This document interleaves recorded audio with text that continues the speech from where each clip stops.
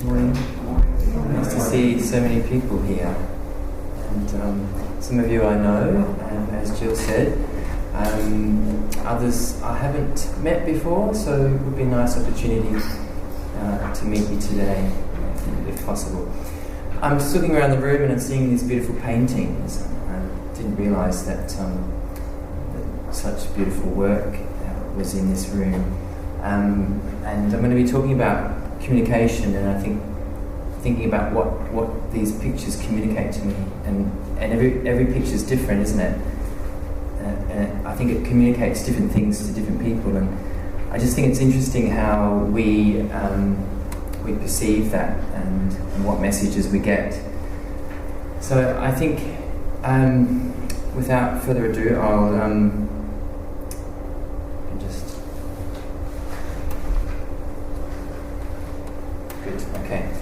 just talk about what communication is. I mean, we think about it in terms of speech, don't we, really?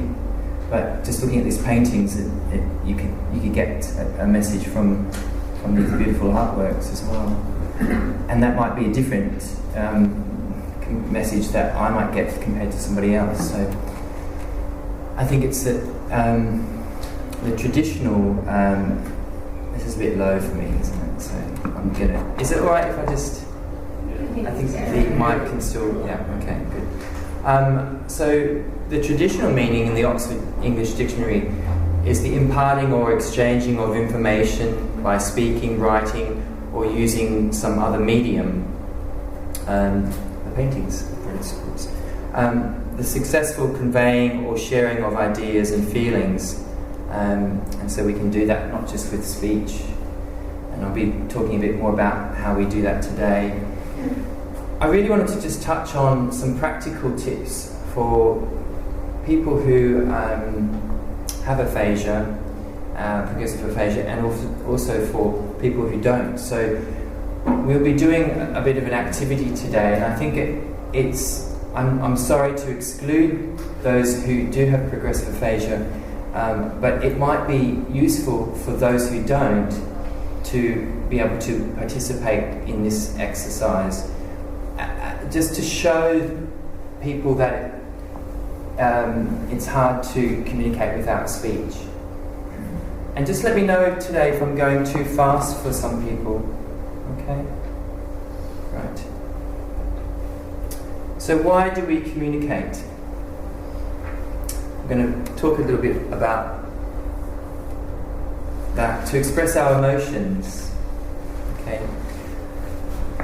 How would we do that? Express our emotions. Or laughing, crying, being happy. Do we need speech for that? No. Okay. To share humour. Okay. Do we need speech for that? No. Pull a funny face. Okay. I could stand on that floorboard. It might sound like something. There we go. To form relationships. Okay. And you could show someone that you care about them without using speech. To make contact with others, that's what we're doing today. To express our opinions. Exchange ideas, also something we can do today.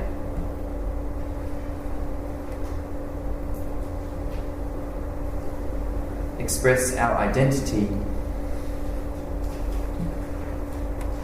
Control our environment. Express our wishes.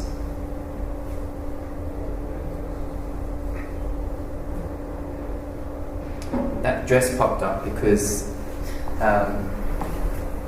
someone might want to express what they want to wear for the day, for example. It's a simple thing. I'd like to wish for £1 million on the lottery. So how do we communicate? Body language.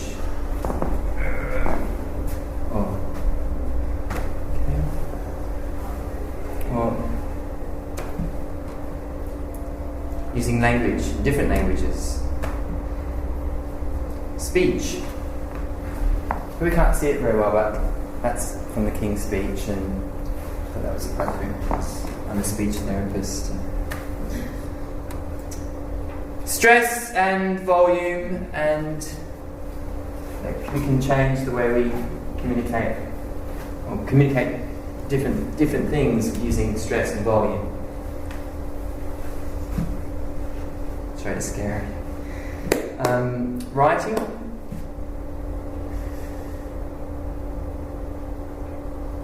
Facial expression.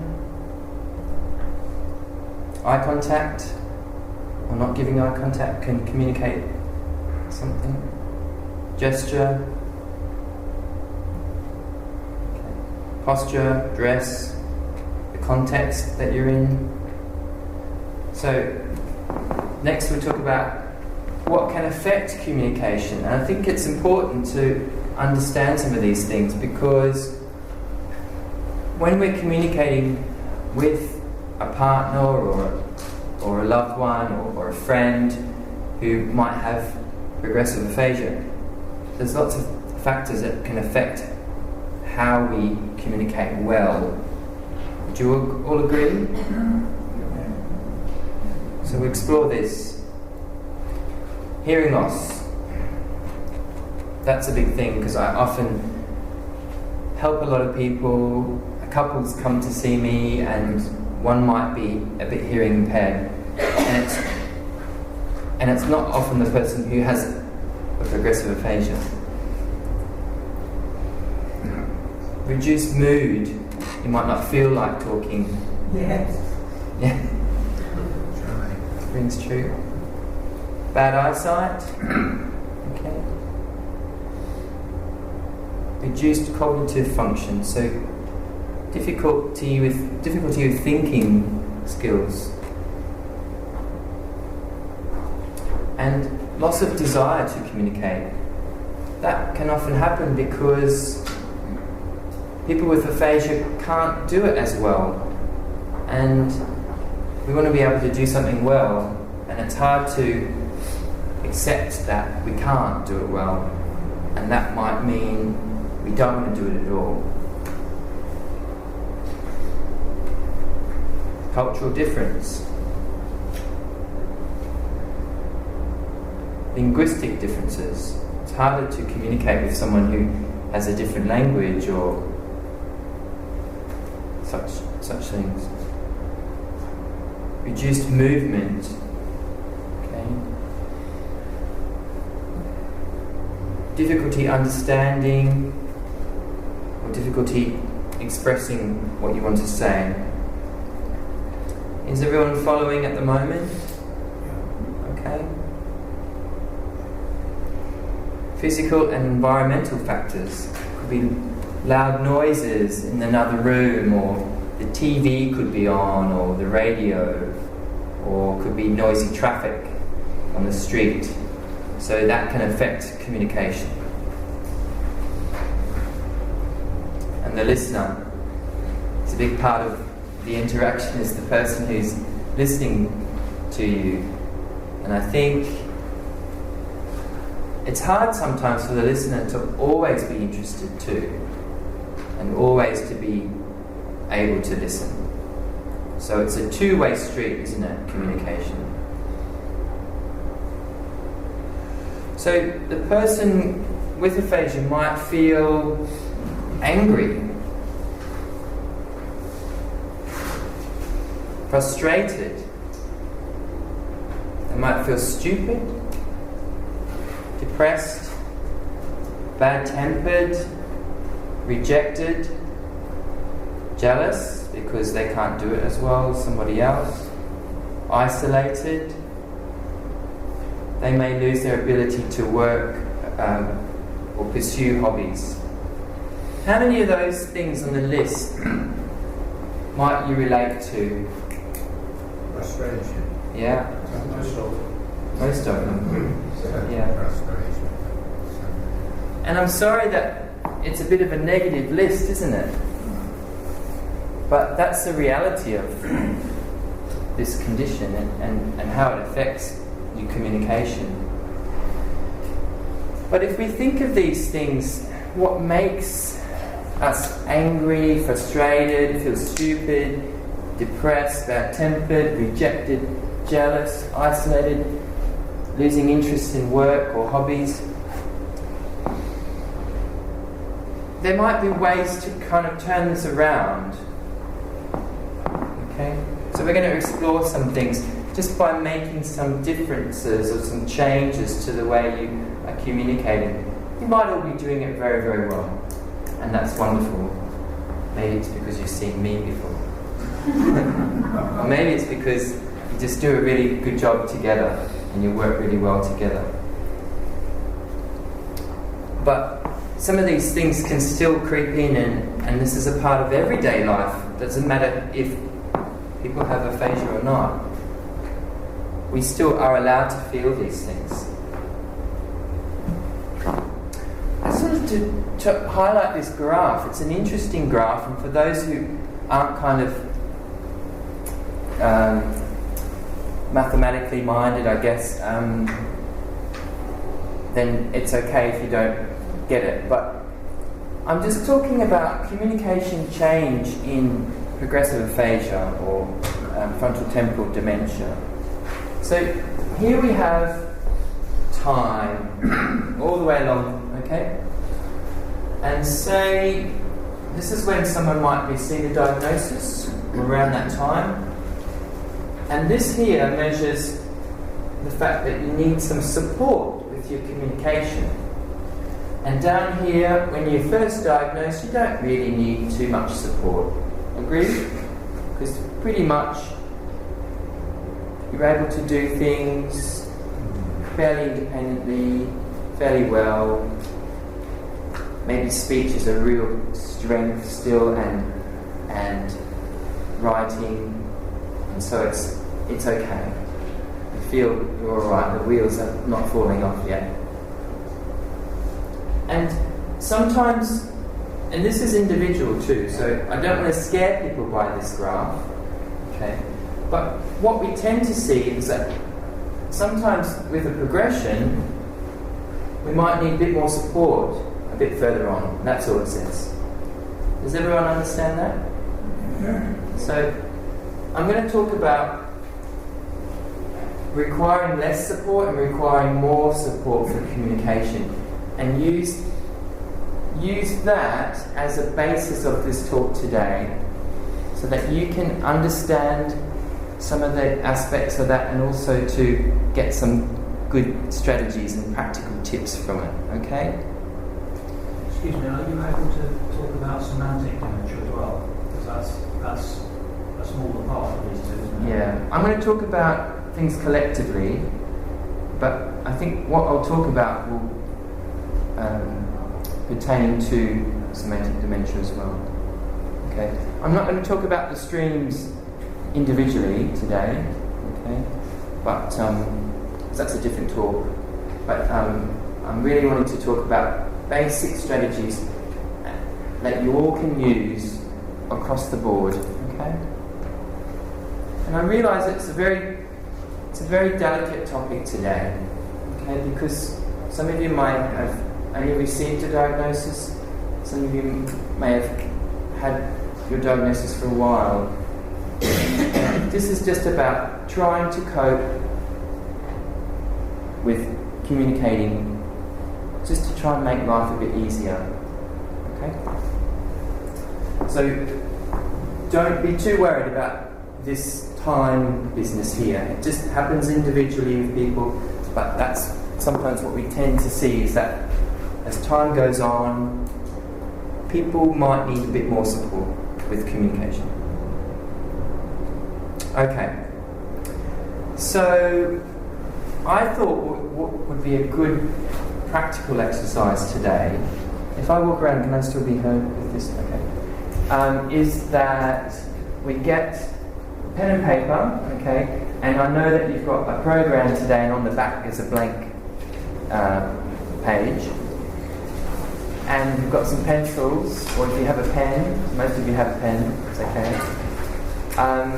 So I want you to be able to break into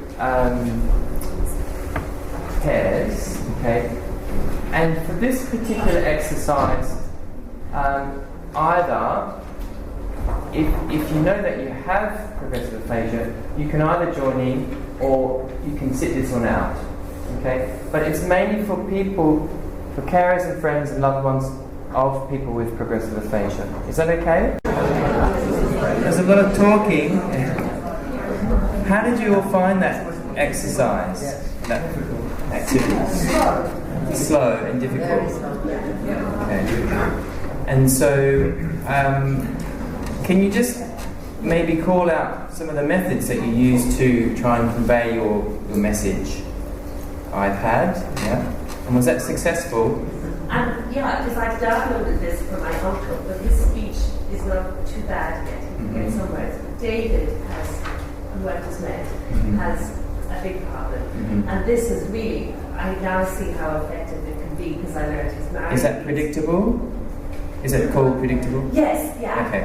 And I could learn so much about him just from this, which also obviously had to Amazing. communicate that. So I would definitely be pushing my uncle to Great. be supported. It's remarkable. Yeah. It's called predictable. Yes.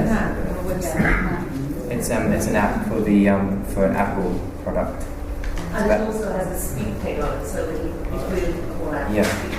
It's about £130.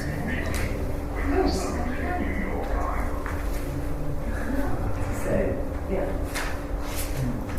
I must point out though that this is what we call AAC, Alternative Augmentative Communication Device, and it's a high technology versus low technology, and low technology could be just a pen and paper, but this is a high tech device, and it's not for everyone because it depends on what stage you're at and how you're able to use it and access it. But we'll talk about that in a bit. Okay. What other methods did you use?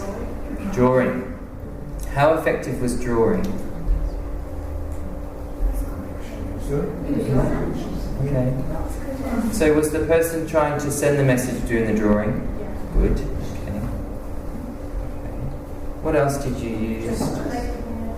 Use your hands. Gesture. Perfect. How did you go using your hands? Gesture. Yeah? So that was turning off the tap. Yeah. Opening the door, okay. Firstly told me she'd been to Sorry? Yeah. Firstly told me she'd been to China for 3 weeks with gestures. Okay. So you'd been to China for a few weeks with just using gestures only? That's a combination because we did the calendar on here to show me. Right. Great. And what else? Anyone else? And some other things? So you using gesture as well? Yeah.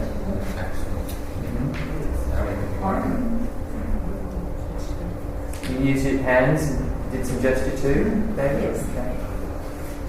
Good. Okay. You found gesture was good for an overall topic, so you showed walking, driving, or eating or something, but the specifics were harder. So I can see that's where you might resort to pen and paper. So it's a meal, you said what time it is, time, 6 o'clock. You might like that as a supplemental gesture. Yeah. So what this is highlighting is that a combination of things is much better, okay? And that's what we call total communication. And that's really the essence of today, is using this to be able to impart something, okay? So I think Rob, you were talking about semantic dementia. Well, we both talked, John and I, we both got it. Okay. And actually, we don't feel we've got any issue communicating at all, so we just talked and I've got an iPad in here. Good. So, Yeah. Great. We don't feel we've got to do anything extra. Yeah. Okay. And some of you won't, and some of you won't need to use an iPad, and some of you might benefit from that. So. I'll just say one thing, that if you're not talking about something very concrete, and you want to say something that will only come out like in a sentence. Yeah. Whereas that is much more difficult. Yes. You want to say something that you could predict what the person is. Yeah. So I'll just repeat that for the audio. So talking about something concrete is much harder. No. Or something. Well, something where you can point at object. Yes. Is easier than trying to talk about an idea or something that the person Sort of can guess. a high level concept or something. Yeah. Or even a low level one. Okay. Like I don't feel very well. Okay, so I think what we're going to do now is break for lunch. Don't have to do that yet? Okay. I might just continue talking for another 5 minutes. There's a little bit of content to get through now, and I think what it would be great is if Jill could email you all a copy of this. I'm really happy for everyone to have this, because it's got a lot of the practical tips and strategies written down here. So I'm just going to talk about the basics of supported conversation. And so some of these points here, we talk about reflecting. So when you're talking, this is using speech and any other means. Repeating the message back to the person is really important for someone who doesn't have, for your listener. Okay. So an example is Mary Pills. That might be something that you're trying to say. Mary Pills. Expanding that. So add what you think they're trying to say. Are you saying Mary has your pain pills? Summarising. So periodically review what you think the person is trying to say. Okay? So let me make sure I'm understanding you correctly. So those little things can sometimes reduce the level of frustration. Can you see by that example that might alleviate a bit of frustration? And it might mean that you then write it down as well. So there's a couple of keywords in the paper.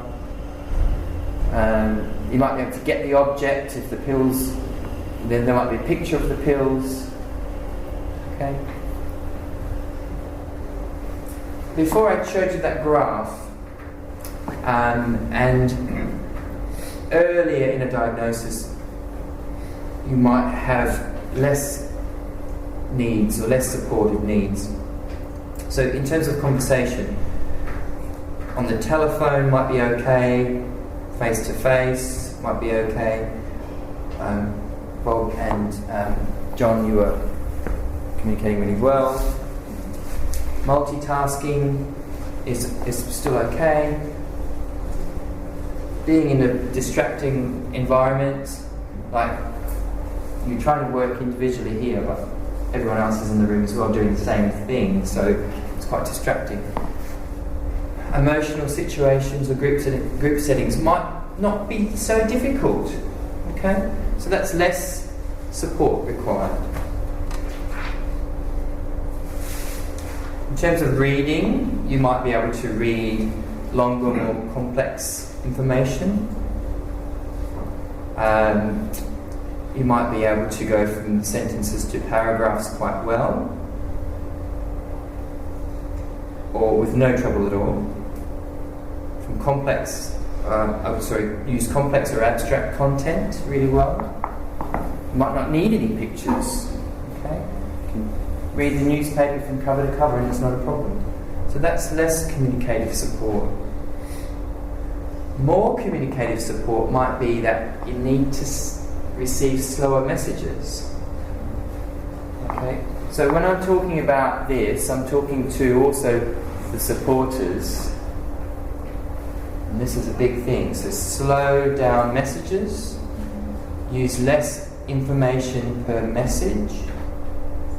I think that's a big one because we forget sometimes how much information we give and how much we kind of expect the person that we're supporting to communicate. we forget how much they probably don't get or understand first time. So adding visual cues or gestures, which you did today beautifully.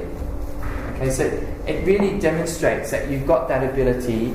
You can switch that on when you need it. You can go to China and you don't need to learn the language, and you can gesture your way through the country. Is that what happened, Rosemary? As long as you can eat, buy food, that's probably... So everyone can do this, right? But then it's the finer details that, Marie, you were talking about. Those finer details of imparting that more complex things. And it just requires a bit more creativity, I guess, and thought, and it is slower. And you're still going to be frustrated, but hopefully the message or part of the message will be imparted. Sure are. Yes. Yeah. Sounds like 2 words. First word. It's okay. Okay. But it's true. I mean, we all know how to do that, but we don't sometimes do it. And Bob, you might not need it. John, you're fine.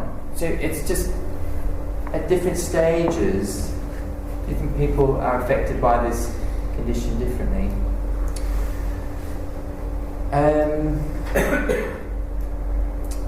Instead of sentences or paragraphs, you might use phrases or words. Okay, writing down key phrases, key words, and reading with pictures or reading headlines of the newspaper only. You still can pick up the newspaper, but you might get less meaning from it, but you still get something from it. So it's not avoiding doing things totally. How many of you who have a diagnosis perhaps don't do the things you used to do, or some things? Yeah? Because you've lost a bit of interest, or it's a bit harder. Okay? Well, I tend to say, still do those things, but you can do them in a different way. That's good. I still read the Telegraph. Yep. Spookily, to save money, I get it on the iPad, which is £9 a month instead of about £40 a month. That's Whilst good. it's smaller, you can read it. Yeah. It downloads automatically every morning. And you can increase the picture size. You do that as well? Yeah. Great. Got your iPad. And so using a device like David's iPad, and you've got everything's on your iPhone for Mike, pictures and things. Yes, albums with family, an album with friends, food. So that if you're in a restaurant, I can show you everything. I'm sure that Anne could show you her iPhone. Just for the audio, she's got albums on it with pictures of family and friends, food, so that Mike can have a bit more information in that communicative setting. Can you talk about the device Linda has? Because I think you recommended it.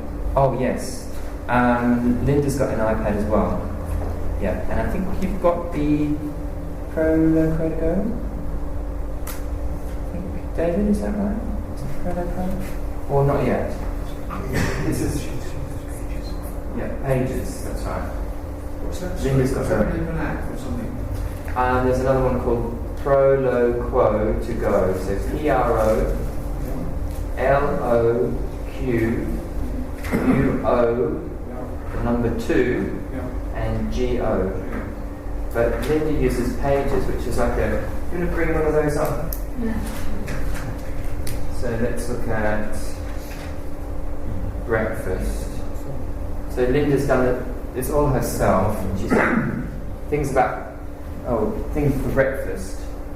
So she's able to choose items.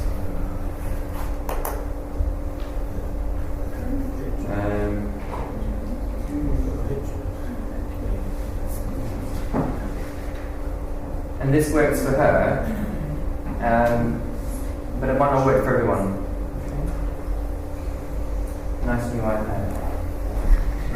Well, I think the key thing with iPad and iPhone, as I use both, and funnily enough, we just looked at them both, is moving away from communication. Semantic is memory. It's good to record stuff, and if you forget and you've got the thing with you, you just have a look and think, oh yeah, that's it. Yeah. Yes.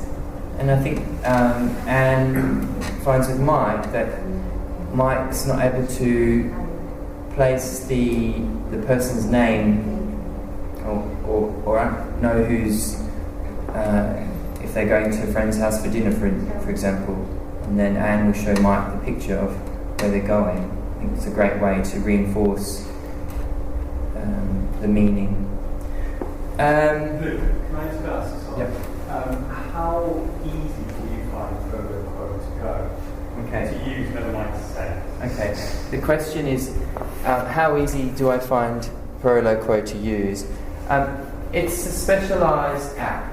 I must say, it requires quite a lot of literacy skills and access skills. I think that it also requires quite a lot of help to set it up.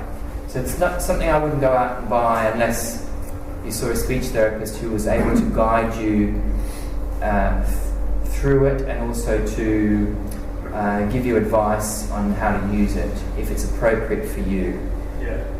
I agree with that. I tried to use it and I tried to help people use it and I can't use it. Are you meaning the actual setup of it? It's too difficult. I can't use it. I can't navigate it. It's hard to navigate, and that's where you need to download the instructions, and you need But some. then read the instructions. It's about 18 pages long and I still can do that. Yeah.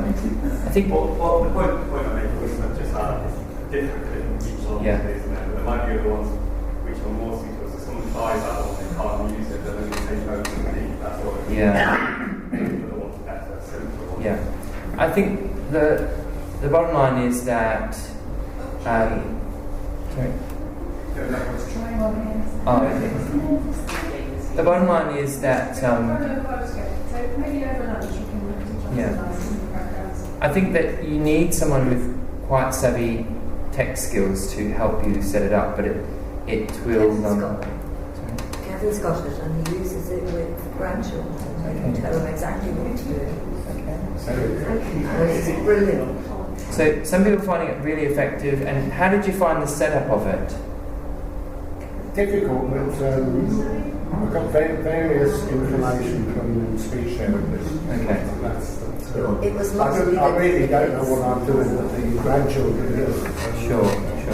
So I think the idea around some of these apps are they might be tricky to get started, but maybe once you have started it, then it depends if it's appropriate, I guess, Phil, for the person. It's not a matter of trying to learn it overnight either. It's about building on it and creating a profile. And sometimes people can do that with a scrapbook and as a low-tech device. But some people prefer a nice high-tech way of presenting information or sending a message. So I'm pleased to hear that it works well. It's certainly worth getting that. But I wouldn't get it off your own bat. I would get it based on advice from a speech therapist. But it is hard to use at first, and to navigate. I think it's setting or putting a picture in, or setting up a new folder, or that's fairly simple. But it is a process of developing it. You can't set something up like this in a couple of days. It develops and grows, and it becomes something that's your story, really. So I think lunchtime, and then we can report, because some of you are at different stages of your diagnosis, and and I understand that it's easier for some and more difficult for others. So we're going to talk about, or we did talk about before, about the requiring more communicative support. So using slower messages, less information per message. I think that's a real key thing, isn't it? Using the phrases or words rather than before, when we talked about this, the third one down, sentences to paragraphs. Adding the visual cues or gestures, which you did today, and using pictures or a communication device like the iPad.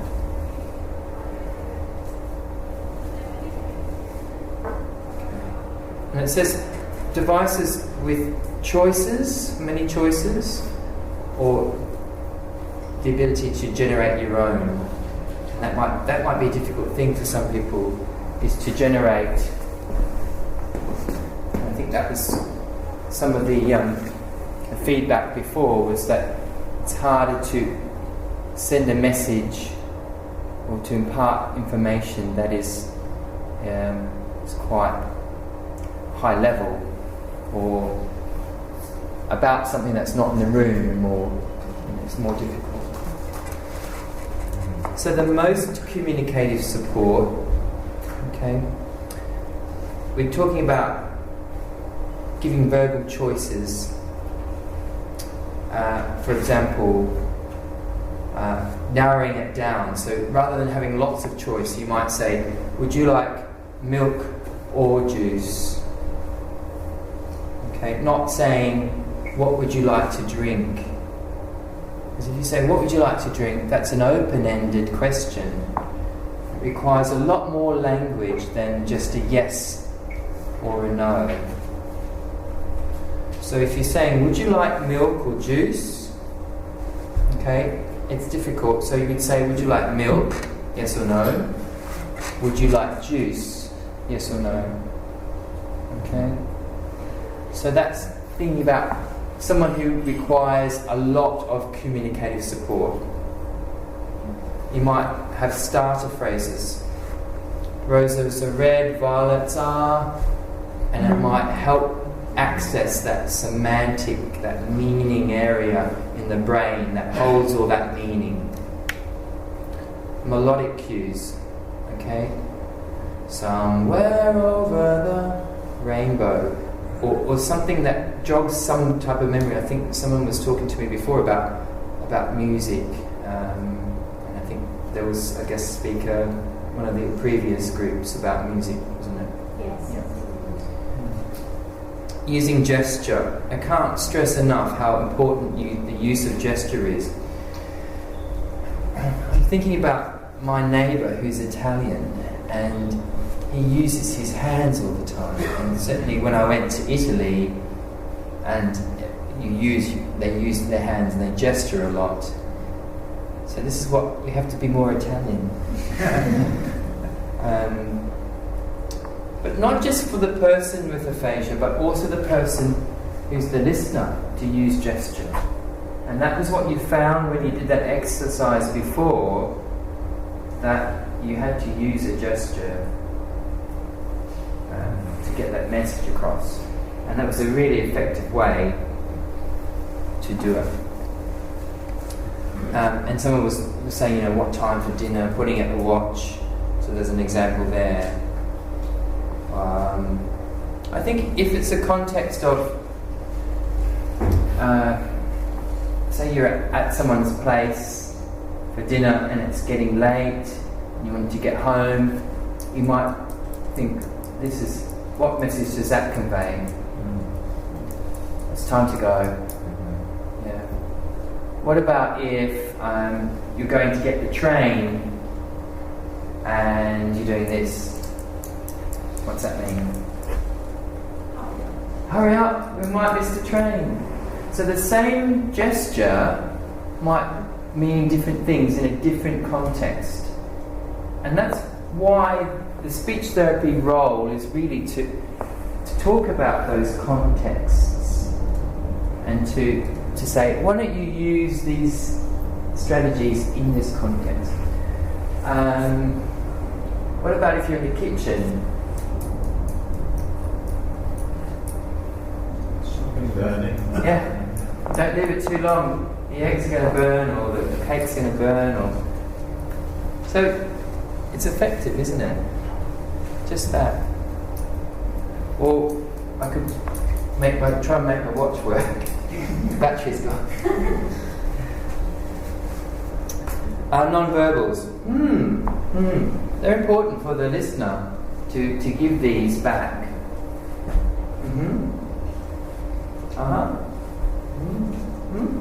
What does that mean? What's your feedback? Yeah. But what particularly does this one mean? What did you say?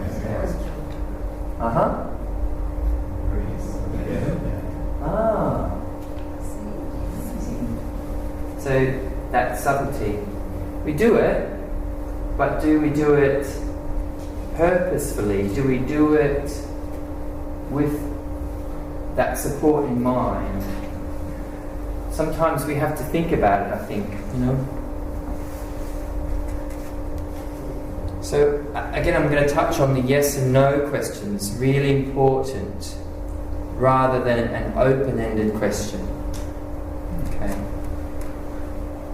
Verbal response, gestural response. So what would be perhaps more effective for someone with a progressive aphasia? A verbal response or a gestural response? Here again, it's individual, but probably a gestural response, but both is good. A gesture and a verbal response. Selection by pointing. So these are the things with people who need most communicative support. They're going to point a lot. You're going to be able to utilise that. That's a gesture too. There's something in the room, something in the kitchen, you're going to find it perhaps. A utensil, or you're cooking, telephone. Okay. And someone with the most communicative support required might benefit from a communication board, which is a low-tech device, or an iPad, or the actual things in the room, like I said, the objects, or it's that person there, but don't know what their name is, but using a picture. So what Anne's got for Mike is these albums with the pictures of the family, the friends. Who else is on there? Me, I know I'm on there. Doctors. Today I showed them a picture. Yeah. Stuart. So that's a good thing. I mean, yeah, food.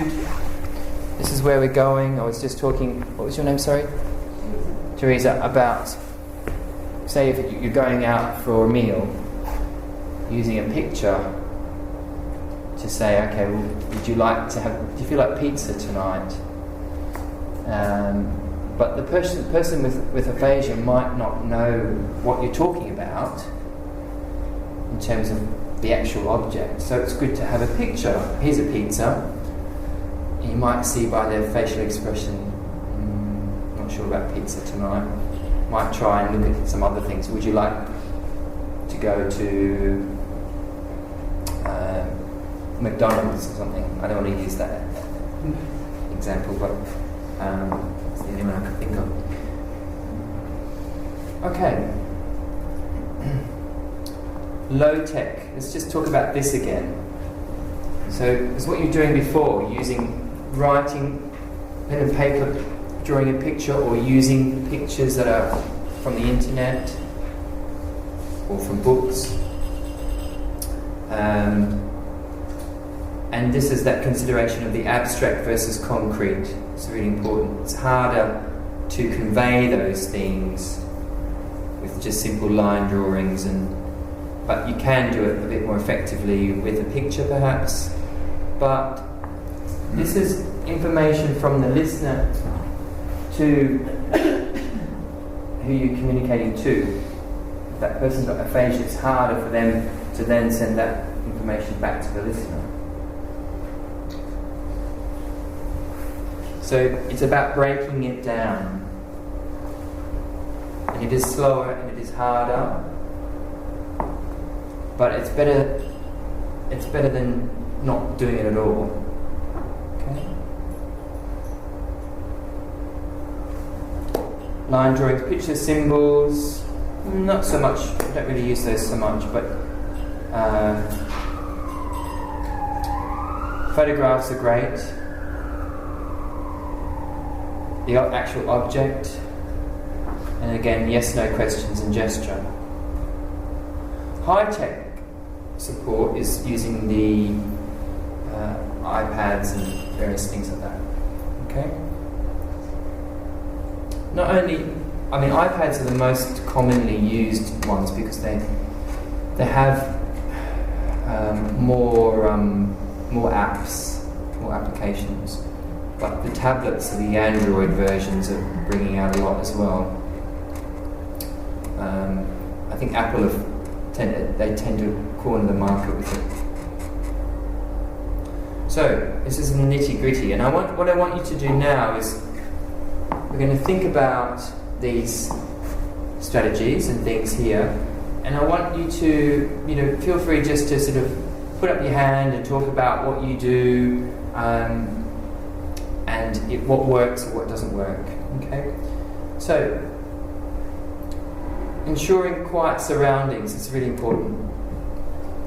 If you want to talk to someone, it's easy to forget that the TV is in the background, the radio's on. Okay, when we're having lunch, and I was talking to a few of you today, it was harder to concentrate because there was a lot of chatter. Chomping on strawberries, and it's at the dinner table. It's sometimes hard to, if there's a lot of people around a dinner table, it's hard to have a conversation. Eye contact is really important. Make sure you gain the person's attention before talking. Establish what you want to say as well. That's often useful. Speak clearly, speak at a normal speed, not too fast, not too slow. Okay? If you normally speak fast, then try and slow down a bit. Use short, clear sentences and give one piece of information at a time. Listen to and watch for clues in facial responses like pizza. Okay, tone of voice. No. Pointing and gestures. Explain what you're talking about. Okay, so establish we're talking about shopping. Okay? I think David and Linda were talking to me before about that. It's important to establish a key word or phrase or a theme that you're talking about. Because you might be talking about one thing and they might be talking about, or wanting to talk about something completely different. You've got to be on the same page. Does that make sense? I know it's probably quite simple. You're probably doing these things, but there's a lot there that we tend to not think about. Ask one question at a time. Okay? Do you want tea? Yes or no? Do you want coffee? Don't rush. Allow time for the person to take in what you're saying. Be patient. This is really difficult sometimes. And I see lots of people at Queen Square, and sometimes I think that usually maybe it's a husband and wife, or someone's come in with a friend, and I kind of expect the worst sometimes, but they get on very well, and the way they communicate is great. So everyone's different, and what frustrates people, it can be different to how it frustrates others. So frequent rests is good. Okay. And signal a change of topic. Or we've finished talking about that, we're going to talk about this now. Or are you talking about something different now? So that those type of phrases might help direct the communication. Okay. And then again, using facial expression, tone of voice, pointing and gesture. Some of these things will come up again, so just to reinforce what I'm saying. So what's the top line say? Have paper and pen available for both parties. That's one of the things that I can't stress enough, is having a pen and paper. Yeah, fantastic. It's just so important. I see a lady who unfortunately couldn't be here today. She had problems with her car. But she doesn't use speech, really. But she writes me emails, and she has a notepad and pencil every time she sees me. And we have a great conversation. She goes away on holidays, and she shows me her holiday pictures. We talk about that for an hour and a half with no speech, really. I do a lot of talking, but she doesn't. But it's a really wonderful example of using these aspects of communication, what we call the total communication. David was saying, keywords, so writing down the keyword. And even if reading is difficult, just one key word would be better than a blank page. Is everyone with me on that? Yes, that is a problem, being able to write. But you writing the keyword, that's... Right. Yeah. As you read. One word is better than... One word may have yeah. many words, I don't know. So just try it. Yeah. You might be surprised how it does reinforce the message. Use maps, calendars and photos. So that might be something you use on the iPad or not on the iPad. It could be a photo album or something. Don't ask too many questions. So going back to what do you want to drink is an open-ended question requiring a lot of words. It's difficult to impart that. So give a choice.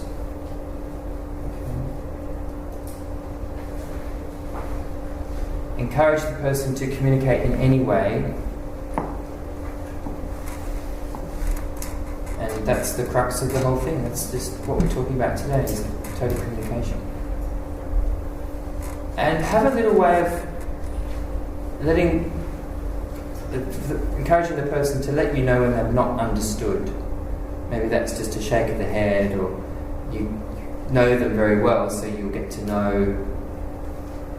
Maybe that's all the time, but maybe there's times where you do get through and you do have that, you share that common understanding that everything's understood. And not everything's going to be understood, is it? And that's the reality, and that's the hard thing about it, but it's just trying to do your best. Clarify, rephrase. So are you saying that, or do you mean that? Are you talking about the doctors today, or are you talking about when we go home, or are you talking about something in the kitchen? So it's trying to, sometimes guesswork is involved, but you just have a go. I thought I'd just add this in too. Strategies for word finding difficulties, and that's sometimes people who have speech as a strength might find that word finding is a particular issue. It's easy for me to write down relax and try not to get too frustrated, but if you just try and relax and breathe, I think it does help. Sometimes I suggest a relaxation, or sometimes people do like a Tai Chi or a yoga or meditation, and that's really important, I think, to incorporate that into a daily routine. It's really, if you don't relax, it does tend to make things worse, I think. And both the listener and the person who has dysphagia or progressive aphasia need to relax. It's not just the person with aphasia, okay? Because if you walk into a room and you have a grumpy face, what do you think you're going to impart? That if you walk into a room with a smile, then people are more likely to smile back at you. So even if you're not relaxed, pretend, and then that might set up a nice environment for the communicative interaction. So try to think of a different word to say with the same meaning, the same thing, or similar thing. I think sometimes it's okay to get it not completely right. Saying spoon instead of fork is still in the cutlery drawer, still on the table.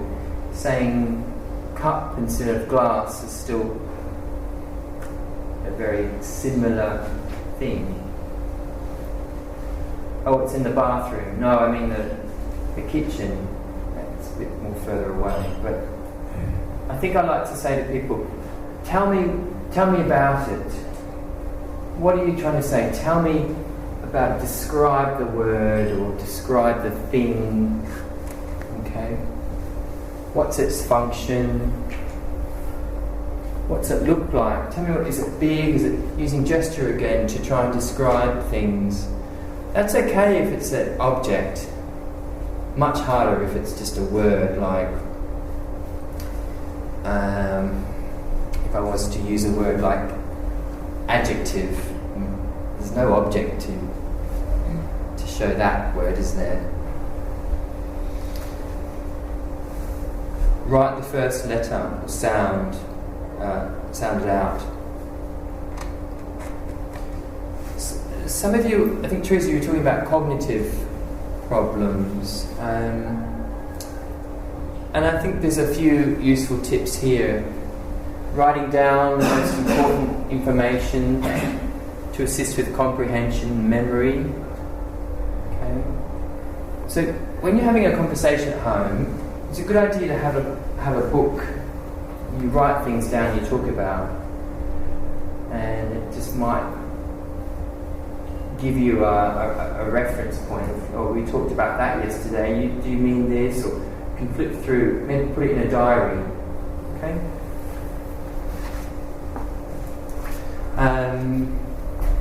Again, making sure you've got the person's full attention, slowing down the rate of your speech,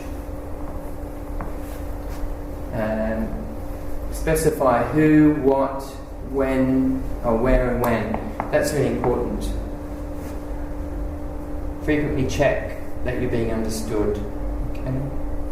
Repeat or rephrase. So similar things I've discussed before, but this is people who have difficulty with remembering things in a conversation as you're going along. You might need to stop and so recap on what you've talked about. If you're using an iPad, for instance, making sure you've in a really optimal environment to use it. Okay, on the street it's not so optimal, not so good on the street. In a noisy room, not so good. Okay, David had his iPad with me before, and it was a little bit hard to get his meaning, but he was using it and writing things down, so it was a bit better. But we stood away from people and it was a bit easier. clarify whether or not the person wants you to predict the end of their word or sentence. Is that something that you can relate to? Is that a frustrating thing when people try and finish it, or you prefer that they've finished it? Okay, that's interesting. Some people do prefer that you help, that they have help. Others prefer to try it. So they're very independent and they want to try and get the words out.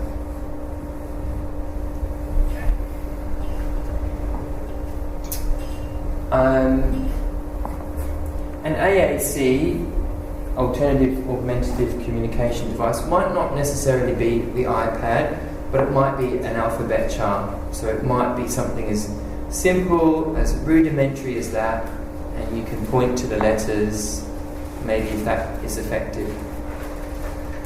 This is really good, and I think it would be a nice sum up of things today.